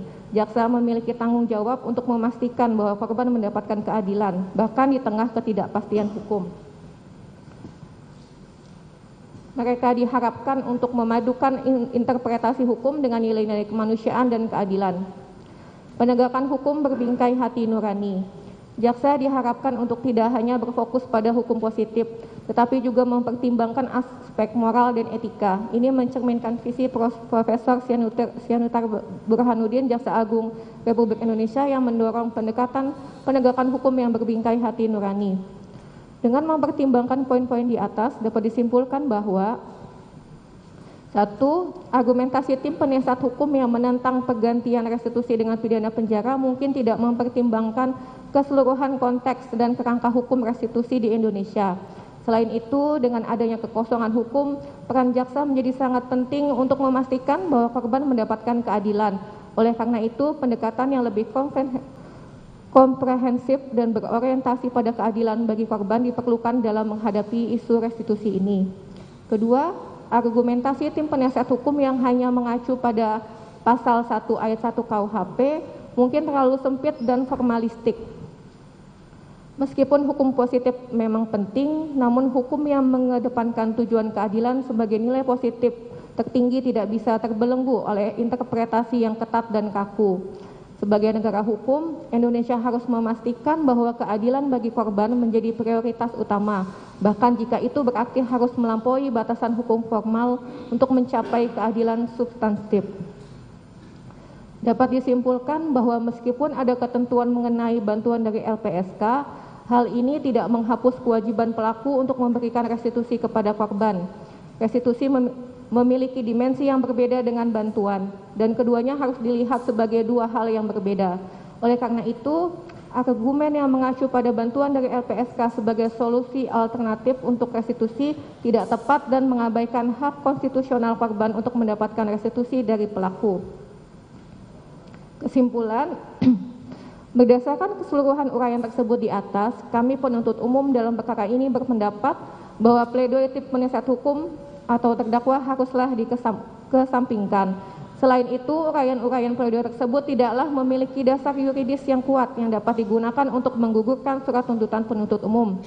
Berdasarkan hal-hal tersebut di atas, penuntut umum memohon kepada majelis hakim yang memeriksa dan mengadili perkara ini untuk ke-1, menolak seluruh pledoi dari tim penasihat hukum terdakwa Mario Dandi Satrio alias Dandi. Kedua, menjatuhkan putusan sebagaimana diktum tuntutan penuntut umum yang telah dibacakan pada hari Selasa tanggal 15 Agustus 2023.